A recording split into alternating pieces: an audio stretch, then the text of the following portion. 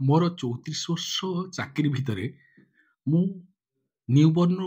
ପିଲାକୁ ଗୋଟେ ସାପ କାମୁଡ଼ିକି ଟ୍ରିଟମେଣ୍ଟ କରିବା ମୁଁ କେବେ କରିନଥିଲି। ଧର ଗୋଟେ ସ୍ନେକ୍ଟେ ଗୋଟେ ମୂଷା ଖାଇଦେଇଛି କିମ୍ବା କୋଉଠି ମୁଣ୍ଡ ବାଡ଼େଇ ଦେଇଛି, ତା ସାପ ବିଷ ପୋଳିଛି ସେଠି, ତାକୁ ନିହାତି ଗୁଣିଆ କ'ଣ ଫୁଙ୍କିଲା ଇଏ କଲା କରି କ'ଣ କଲା ନା ପିଲାଟା ଠିକ୍ ହେଇଗଲା। ଆପଣମାନଙ୍କର ସମସ୍ତେ ବିଶ୍ୱାସ ହେଲା ନା ଏଇଟା ଗୁଣିଆ ଠିକ୍ କଲା, but not like that. It is a message to my all my junior doctors and my colleague also.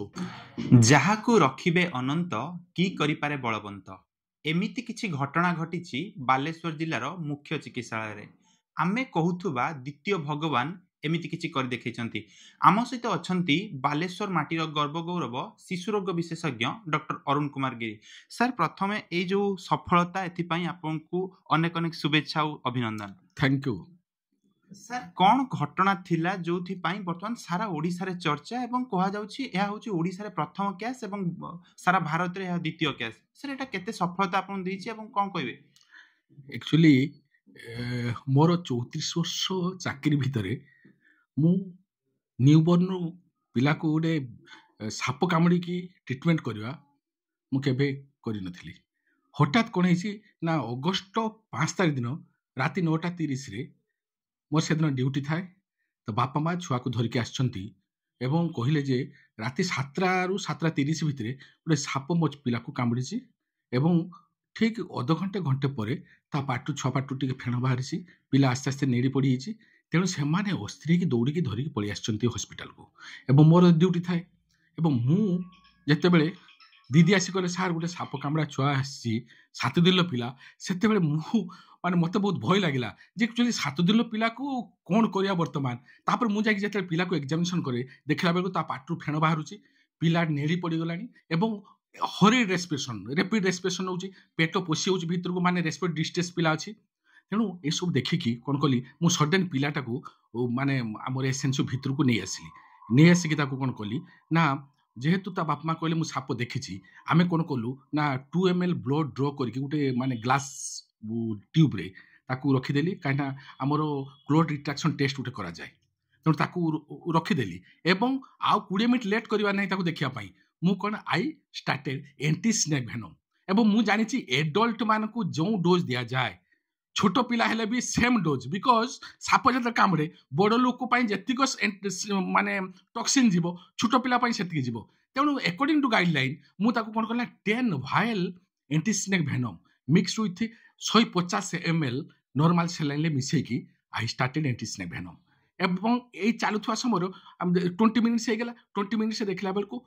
କ୍ଲୋଟ୍ ରିଟ୍ରାକ୍ସନ୍ ହେଇଯାଉଛି, ମାନେ କ୍ଲୋଟ୍ ହେଇଯାଉଛି ବ୍ଲଡ୍ଟା। ତାମାନେ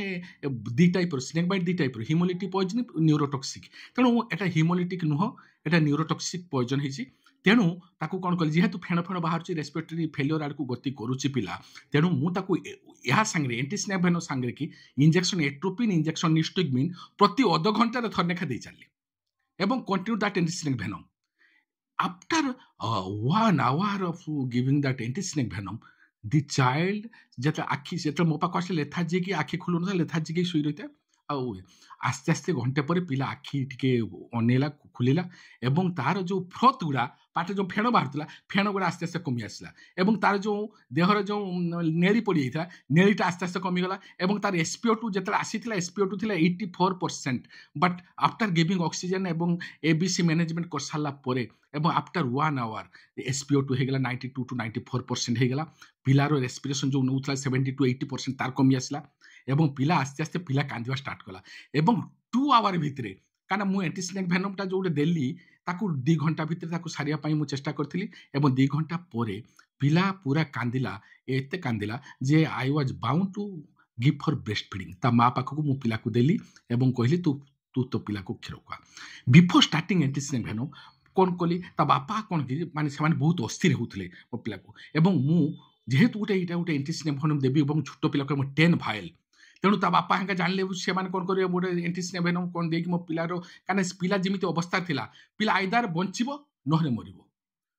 ମରିବାଟା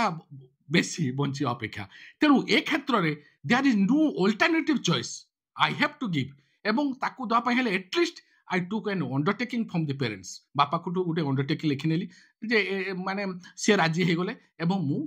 ଏଇ ଯେ ଦେଲି ଏବଂ छोट पिला पिलाटा 3 केजी पिला एवं 150 ml फ्लुइड विदिन 2 आवर भितर देले डेफिनेटली ओभरलोड हो कथा एवं माने ओभरलोड हो गला माने हार्ट फेलियर केते कोन होई हे जाता किंतु ए पिला क्षेत्र मु देखिली 10 वाइल एंटीस्नेक बम देली 150 ml फ्लुइड देली स्टिल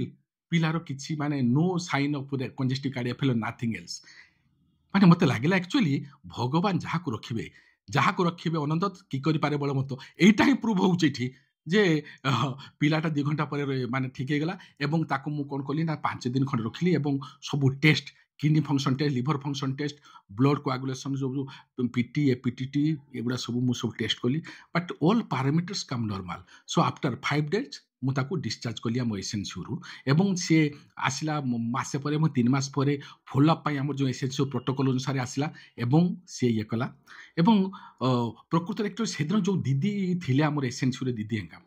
ए जे माने समान बहुत competent they help me a lot सब प्रिपरेशन करबा केमती दबा अध घंटे पूरा टाइम देखिकी इंजेक्शन दबा से माने बहुत करचंती एवं टीम ऑफ द एसएनसीयू से माने help me a lot for which माने पिलाटा आज बंची पारची गोटे माने गोटे माँ गोटे मृत्युर आसन मृत्युर ता पिला को बंची माने फेरी पाइची मते बहुत खुशी लागुसी सर जदि आम देखा 10 वाइल एंटीस्नेक वेनम एटा आडल्ट लोक दिया जाए जदि 7 दिन शिशु को दबा एटा सर गोटे चैलेंज थिला कि ना शुणु आपन थर कहली जे जेते साप कामुड़े से सापटा कौन कि आपणकर जो कामुड़ाटा एडल्ट पाई जहाँ छोट पिला पाई सिया तेणु द अमाउंट ऑफ टॉक्सिन बड़ लोक भी जीव जहाँ छोट पिला जीव सिया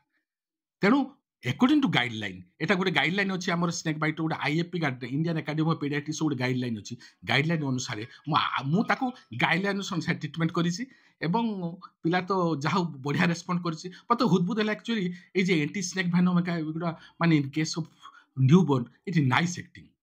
खूब भलो काम करुछि एवं पिला जहाँ it is a message to my माने all my junior doctors and my colleague also जे कहीं डरी जा दरकार नहीं स्टार्ट मेडिसिन एवं तो पिला तो है मु तो निजे मोर एक्सपीरियंस हला गुडे माने गुडे एक्सपीरियंस गेन कली थिरु जे सर अपन गुडे कथा कहले जे अपन जूनियर डॉक्टर मानन को एडवाइस दोचंती मु सर सही कथा ऊपर कहबी हमें अनेक समय देखू जेतले सामान्य जने रोगीटी आसे कोनसी डॉक्टर रिस्क न नै से रेफर कर दियंती उच्च चिकित्सालय को से सर कोन कहबे ना देखंतु सब बेले जने डॉक्टर चाहे मो रोगीटा मो हाथ रे भलो हो जेते बेले गोटे चेष्टा करा जाए जिते बड़े न हो पारुची एवं ए लेवल आम लेवल इन्वेस्टिगेशन हो पारु नाही एवं छुआर कंडीशन भी एते भल नाही धर सपोज ताकू माने हायर इन्वेस्टिगेशन दरकार किबा आउ धर वेंटिलेटर किसी दरकार तेणु ए क्षेत्र में आम कौन करूँ ताकू रेफर कर दू सर यह तो आपन चाकरी जीवन रे एक बहुत बड़ सफलता ए सफलता पाई सर आपन को क्यों क्यों महल शुभेच्छा आसला अच्छा एक्चुअली गतकाली आमर न्यूबॉर्न वीक रे बर्तमान स्टेट रु मते सम्मानित करा जायथिला हेल्थ मिनिस्टर ठू मु आमर सर्टिफिकेट सब मु पाइली एवं हेल्थ मिनिस्टर बहुत खुशी हो गले एवं मते बारंबार पचारु थांती जे केते दिन पिला बहुत धन्यवाद देले स्पेशल सेक्रेटरी मध्य बहुत ताको एप्रिशिएट कले एवं एटा बहुत खुशी लागला एवं समाज सब स्तर आमर जो आईएफपी पेडियाट्रिक एसोसिएशन से तरु अलगा डॉक्टर मान समस्ते या बहुत उपलब्धि करचंती एक्चुअली सब अपेक्षा पिला जे गोटे सुस्थ पिला ता मा पाइला एटा होच मोर बहुत आत्मतृप्ति एवं गोटे मेसेज टू दी पब्लिक जे गोटे पिला को जदी साप कामुला आमे समस्ते कौन करू ना सांगे सांगे ताकू कौन करू ना गुणी पाखु नहीं जाऊ गुणी ताकू भल करदेव ताकू वेट करू लेट करू एवं लास्ट आनला बेलू तार सब रेस्पिरेटरी फेलियर कार्डियक फेलियर तार सब फेलियर होइतो किडनी फेलियर तेणु मोर गोटे मेसेज होची जे जदि पिला को साप कामुड़ी सी होइथाउ पॉइजनस हेइटाउ non poisonous you bring the child to the hospital immediately we doctors will take माने डिसीजन whether आमे ताकू एंटीस्नेक वेनम स्टार्ट करिबा कि नाही तेणु आपण माने काहे कि ना आपण माने जानतु जे 50-70% स्नेक बाइट हो नॉन पॉइजनस स्नेक एवं ड्राई ଧର ଗୋଟେ ଗୋଟେ ସ୍ନେକ୍ଟେ ଗୋଟେ ମୂଷା ଖାଇଦେଇଛି କିମ୍ବା କୋଉଠି ମୁଣ୍ଡ ବାଡ଼େଇ ଦେଇଛି ତା ସାପ ବିଷ ପଳିଛି ସେଠି ତାପରେ ସେ ଯଦି ଜଣକୁ କାମୁଡ଼ିଲା ଏଇଟା ଡ୍ରାଏ ବାଇଟ୍ କିଛି ବିଷ ଯିବନି। ଏ କ୍ଷେତ୍ରରେ କ'ଣ ହୁଏ ତା ସେମାନେ ଯେତେ ଗୁଣି ପାଖକୁ ନିଅନ୍ତି ଗୁଣି ତାକୁ ଗୁଣିଆ କ'ଣ ଫୁଙ୍କିଲା ଇଏ କଲା କରି କ'ଣ କଲା ନା ପିଲାଟା ଠିକ୍ ହେଇଗଲା ଆପଣମାନଙ୍କର ସମସ୍ତେ ବିଶ୍ୱାସ ହେଲା ନା ଏଇଟା ଗୁଣିଆ ଠିକ୍ କଲା ବଟ୍ ନଟ୍ ଲାଇକ୍ ଦ୍ୟାଟ୍। এটা ମୁଁ 100% କହୁଛି any snake bite you bring the child to the hospital you bring the human being to the hospital ବଡ଼ ଲୋକ ହଉ ବା ଛୋଟ ପିଲା ହଉ। ଆଉ ଗୋଟେ ମେସେଜ ହେଉଛି ଯେ ଆପଣମାନେ ଧର ସାପଟା କାମୁଡ଼ି ଦେଲା ଯେଉଁ ଜାଗାରେ ଆପଣ ସେଠୁ ତାର ଡିଷ୍ଟାଲି ଆପଣ ଯେଉଁ ବାନ୍ଧି ଦେଉଛନ୍ତି ଟାଇଟ୍ କରି ଯେ ବିଷ ଯାଇପାରିବ ନାହିଁ ଏଇଟା ହେଉଛି ଭୁଲ ଧାରଣା। ଆପଣ ଯଦି ଟାଇଟ୍ କରିକି ବାନ୍ଧି ଦେଉଛନ୍ତି ତାହେଲେ ବ୍ଲଡ଼ ସପ୍ଲାଏ ସେଇଠି ଡିଷ୍ଟାଲ ପାର୍ଟକୁ ଯାଇପାରିବ ନାହିଁ ସେ ଏରିଆଟା ଗ୍ୟାଙ୍ଗରିନ୍ ହେଇଯିବ। ତେଣୁ ଆପଣ ଗୋଟେ ଜଷ୍ଟ ଗୋଟେ ତାକୁ ତାକୁ ସେଇଟା ଧୋଇ ଦେଇକି ସଫା କରିଦିଅନ୍ତୁ ଏବଂ ଇମୋବିଲାଇଜେସନ୍ ମାନେ ଗୋଟେ ଯେମିତି ଫ୍ରାକ୍ଚର ହେଇଗଲେ ଯେମିତି ତଳେ ଗୋଟେ ଆମର ସପୋର୍ଟ ଦିଆଯାଏ ତାକୁ ଗୋଟେ ସପୋର୍ଟ ଦେଇକି ତାକୁ ମୁଭମେଣ୍ଟ ନ କରିକି ସେମିତି ଧରିକି ହସ୍ପିଟାଲ ପଳେଇ ଆସିବେ ୱିଦାଉଟ୍ ଗିଭିଂ ଟର୍ନିକେଟ୍ ବାନ୍ଧିଦେଲେ ନହେଲେ ଗ୍ୟାଙ୍ଗରିନ୍ ହେଇଯିବ। ଏଇଟା ଗୋଟେ ହେଉଛି ମେସେଜ ଟୁ ଦି ପବ୍ଲିକ୍। ନିଶ୍ଚିତ ଭାବରେ ଆପଣ ଶୁଣୁଥିଲେ ଅନେକ ଗୁଡ଼ିଏ କଥା କହିଲେ ଏବଂ ଅନେକ ଉପଦେଶ ମଧ୍ୟ ଦେଲେ ଏବଂ ପ୍ରାଥମିକ ଚିକିତ୍ସାରେ ଆମକୁ କ'ଣ କରିବାକୁ ପଡ଼ିବ ସେଥିପାଇଁ ପରାମର୍ଶ ମଧ୍ୟ ଦେଲେ। ଆମ ସହିତ ଥିଲେ ବାଲେଶ୍ୱରର ଗର୍ବ ଗୌରବ ଅରୁଣ କୁମାର ଗିରି ଯିଏ ଜଣେ ଅସାଧ୍ୟ କାର୍ଯ୍ୟକୁ ସାଧ୍ୟ କରିବାରେ ହୋଇଛନ୍ତି ସଫଳ। ବାଲେଶ୍ୱରରୁ କ୍ୟାମେରା ପର୍ସନ ନିଗମାନନ୍ଦ ମହାନ୍ତିଙ୍କ ସହିତ ଚନ୍ଦନ କୁମାର ପାଣିଗ୍ରାହୀ, ଅଭୟ ନ୍ୟୁଜ୍।